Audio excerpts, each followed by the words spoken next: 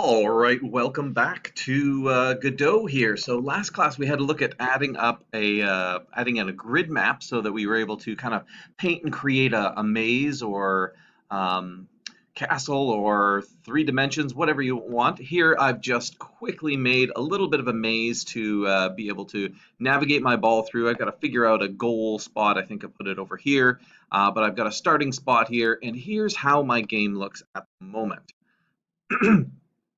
The Put the camera up there, and I've got a little maze ball. Now be careful when you're working with these because we're not snapping into any kind of grid, so you might want to make sure that your walls are a little bit wider.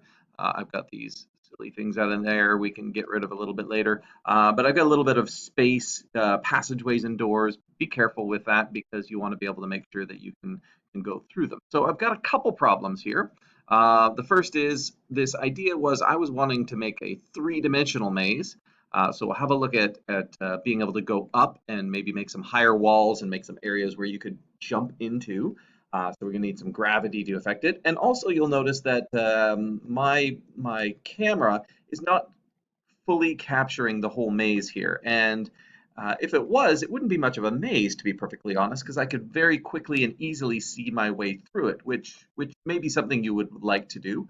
But in this case, I'm going to try something a little bit different with the cameras to kind of zoom in on my character so it's a little harder to navigate this maze and find my way through it. So let's start with the three dimensions because as we already saw, if we go off the edge of this at the moment, if there was a gap anywhere, my ball would just kind of float there in the middle of the air. So let's look at adding some gravity in here to be able to create and be able to create an interesting maze that could go up vertically as well, which I think would be kind of cool. So the first thing is we got to get into our player because everything else is functioning just fine. So I'm going to open up my player sprite here, and I'm actually going to get into the script here because that's where all the control is currently being done. Right now, we've only got the left, right, up, and down. Now we need some kind of key for jumping, maybe space or something like that to move around. You'll also notice these actions that we've used here are kind of these built-in ones, this UI right, UI left, UI up, and UI down, which is a little bit strange for a name. The UI is intended for user interface. So these actions are actually meant for kind of the beginning of your game when you'd be using the arrow keys to move around, maybe pick some options for your game. So I also don't have a space necessarily available, and you may want to change this if especially if you're lefty, to WASD rather than the arrow keys. So I want to look at that first. If you did this last year, this should be a review, but it's new for everyone, and we now need a jumping action as well. So let's start off with that. To set up our own custom actions, we go into our project settings up here under project menu, and we have something called an input map. Now, the input map is something that allows you as the programmer to control on multiple different devices and using multiple different settings if you wanted. So if you were gonna say move your game ball with using say a Nintendo Switch, or if you were going to do it on your mobile phone where you wanted to rotate or tilt using the accelerometer or Xbox controls or all sorts of different things, here you can customize and set up everything so that your game will work on all different devices. And you can see here that there are some ones here. There's actually space, looks like it's being done with select, but we'd like to create some of our own ones here. And rather than using that UI, we're gonna actually create our own actions. And I'm gonna start with just the left action, and I get to add my own. I can make these anything I want. This could also be something like grab or jump or what have you. So I'm gonna add an action.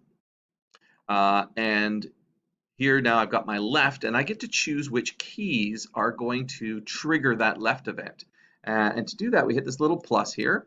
And you can see also you get options for working with the mouse and joysticks. And here I'm going to, however, use a key. So for my left, I'm going to press the left key, my left arrow, and that's really basically the same as it's already been done for here. But a nice part is if I wanted to make this a little more accessible to both lefties and righties, I could add another option here and another key, and I could say, well, an A key will also trigger a left event. So now I've got either my arrow keys or my WASD if you wish. So I'm going to add a few more of those quickly here. We're just going to make another one right, and we will add the right arrow for mine, and we will also add a D key by hitting the D. There you go. We can do an up, add, and I'm going to use the up arrow key, obviously, and the W, add another one there, W for us, and finally we'll do the down. Now, this is a bit duplicating some of the stuff we've already done with the UI, but it's kind of nice because now we can have our consistent naming there. So I'm going to add the down key. We will use the S, and I will use also the down arrow. Perfect. And one last one, which I was waiting for, which was my jump key, because I'm going to get this ball to be able to jump here. In this case, I would like to use a space bar as my only option. It'll work for both lefties and righties. And there you go. But if you wanted a different key, you could, of course, do that. So I've now created my own custom actions, up, down, left, right, and jump. So instead of the UI right, I could now just say this would be right, and you'll see it pops up already for me there. These are easy to edit. I could even leave them as the UIs if I want, but I might want to use those for something else. So I'm going to just get rid of all those. And later on, I'm going to do this jump. So let's have a look at this. Right now, we are moving in the Z direction and the X direction. So if you were going to go vertically, of course, we would have a Y direction. So I can do the exact same thing and copy this code from before. If input dot is action pressed. Now, well, let's work with this. Those of you who did this last year know we're going to run into some problems here or weird things. What I would like to do is tweak the movement, and I want to movement dot Y this time, which is my up and down movement. Let's make it equal to, I don't know, what was our, I don't have a jump speed here, but maybe I'd like to make a jump speed as well. So let's make a const jump speed, and I'm going to make it equal to 20. And I can't remember at the moment if my up and down is negative or positive in the 3D world, so I'm going to try the 20 and see what happens. So at the moment, if I press, and I need to put which I'm going to press here, which is jump, then I should make the movement equal to jump speed. And that code completes for me there. So let's see what happens now if we play our game and I hit the space bar.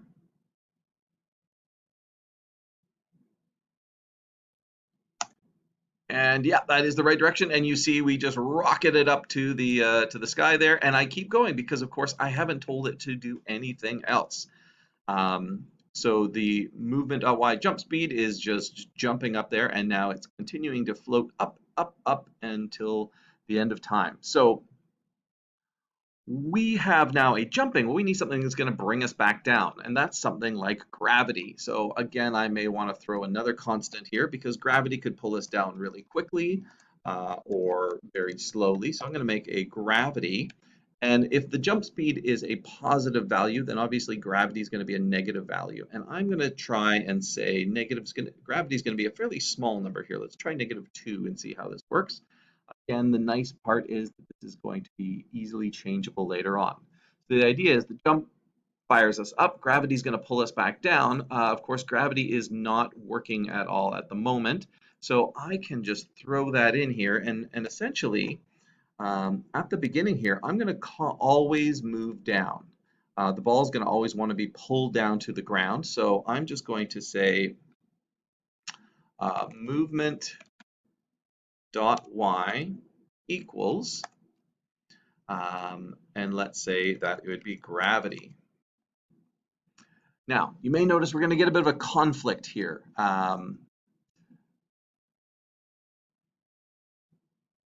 Because I am both saying I want to get pulled down all the time, and when I hit spacebar, I'm going to jump up. So you can see what happens there. We get this weird kind of falling thing that goes down here. And you'll also notice a problem that I can hold down my space bar and kind of float up. Now, luckily, I'm not flying off forever, but this does not feel like a realistic kind of jump, you may notice.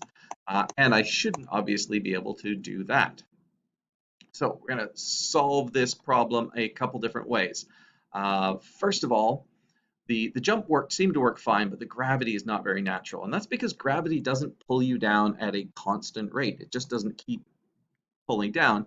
You'll notice if you jump out of a plane, you start falling slowly and then faster and faster and faster and faster. So you keep increasing your speed. So what I would like to do here is kind of do this relative movement. So movement.y is not always going to be gravity. I want it to be equal to whatever um, speed I am, and I want to increase it. So I'm going to say that my movement is equal to my current movement. Let's see here, my current movement dot y, and then I think minus gravity, but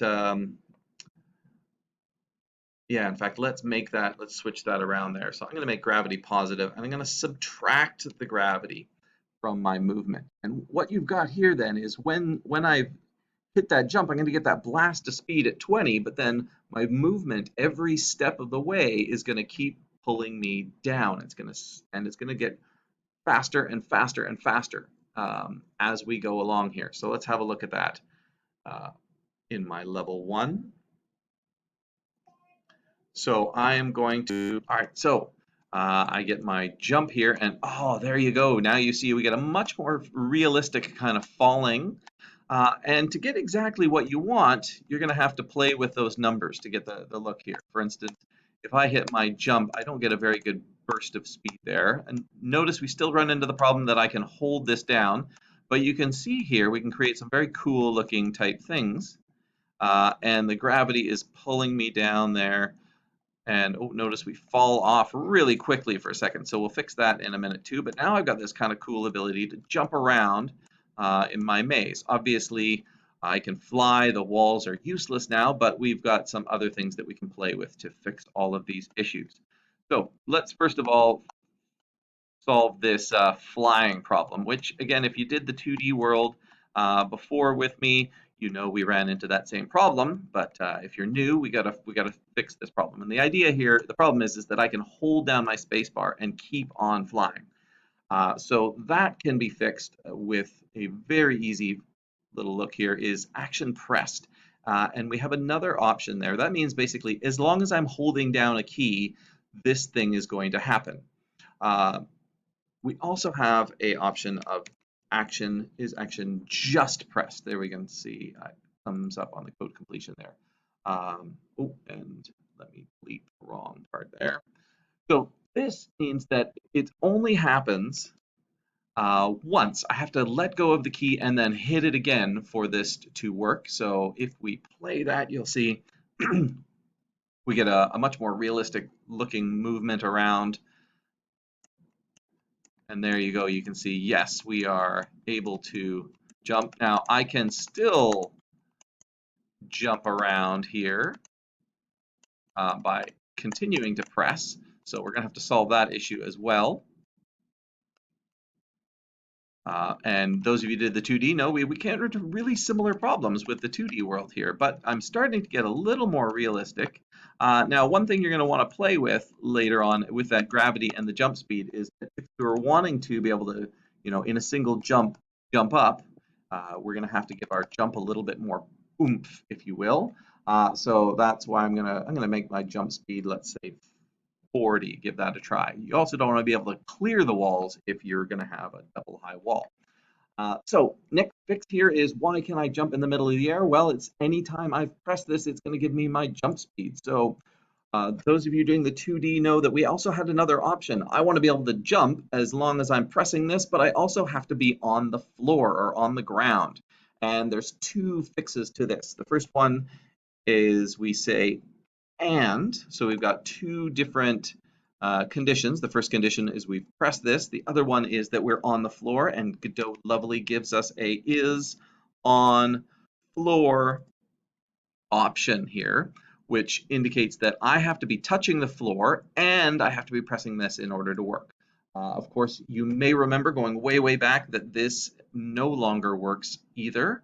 And now we've broken everything, which seems to be a problem or a theme in a lot of our games, is we fix it, we build something, we break something, and then we learn how to fix it. So my jumping is no longer working anymore.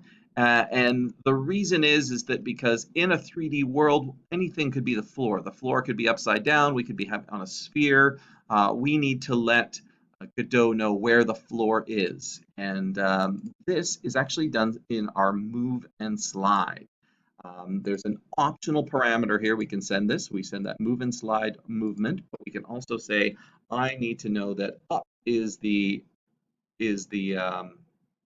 up direction.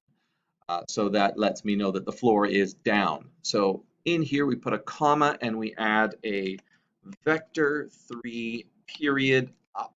I'm not going to explain that too much because we did it last year, but the idea here is that this is the up direction. So if you had that Mario style game where you reverse gravity, you could also say that down was the up direction, and so we could say vector 3 dot down, or in fact any direction you like. Now that we've fixed that, let's see, we should hopefully be able to jump and get a little more realism and not be able to fly through my maze. Oh, obviously that 40 is way too tall if I'm going to have um, a double movement. Now you will notice one other problem, so I'd like to drop that down, but I can't fly. I can't even multiple jump in order to fly through the air. And I said just got to play around with the numbers so that you could get your ability to say climb upstairs if you wanted, but not fly over the walls there. Maybe I'll try 25 or 30 for in a minute there. The other problem though is you'll notice is I'm kind of here on the ground, I float and bam, I am just crashing into the ground. And again, another issue we came across in the 2D world, the issue being here is that, let's first of all go back, I'm going to change that jump speed to 25, make it a little more realistic. The problem here, and we can see it if we print movement here and we play our game again, something we did before.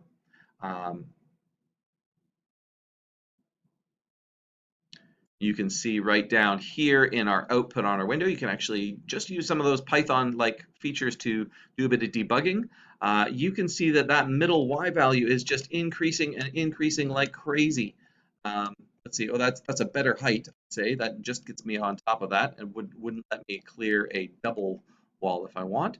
But you can see as I'm sitting up here, this movement speed is continuously increasing. That's because we have stopped, but Godot or the ball doesn't know we've stopped. We've stopped because the solid objects, when they hit floors, are supposed to. However, we have continuously increased, or in this case, decreased that Y value. It keeps on chugging away so that when I fall off, boom, my speed is going at the speed of sound kind of here. Right, you'll notice that this movement.y is constantly changing. It's not, it never hits zero, even if we have stopped. So we need to give a little bit of feedback to that. And something we looked at last year as well, so you just have to trust us here, is that this move and slide feature can actually send back a piece of information. It returns, it gives us back the current speed. So what I can do is when I hit the ground, I can let the movement variable know and update it that the Y speed should be stopped. So what I'm going to say is movement equals move and slide. So this sends back that data. So when it is actually stopped, it will then update movement to say that movement is 0. And if we play that again, you'll see this value will hit 0 when we're on the ground. Let me move that out of the way so you can see it. You can see there the output is currently 0. And if we switch back to my game now I get this much more normal falling feature, you'll notice that I might want to shrink the collision shape a little bit just so that I remember I don't want to make it round or spherical because I'll be able to roll over things, but I may want to make it a little bit smaller so that I'm not able to hang off the edges there because remember I've got that invisible square that's going to come right to the edge here. But that's a minor feature at the moment because now I've got this really cool kind of world that I can now build upwards if I want, and I can build staircases or ladders or other cool things here. You'll also notice now that I can fall off the edge, I can actually fall off the edge and fall to my doom. You'll notice I continue to fall. You can see that in that variable increasing there. So later on, we'll obviously have to create some kind of death zone below so that we know we should restart the game. And if this is starting to look a little like the 2D game you might have done last year, you're right, it is. But we're adding a lot of some nice 3D features to it. So I'm going to pause there and perhaps build vertically a little bit into my game so that we could have a little bit more fun going around. And then in our next video, we'll solve that issue of being able to look at our world a bit better.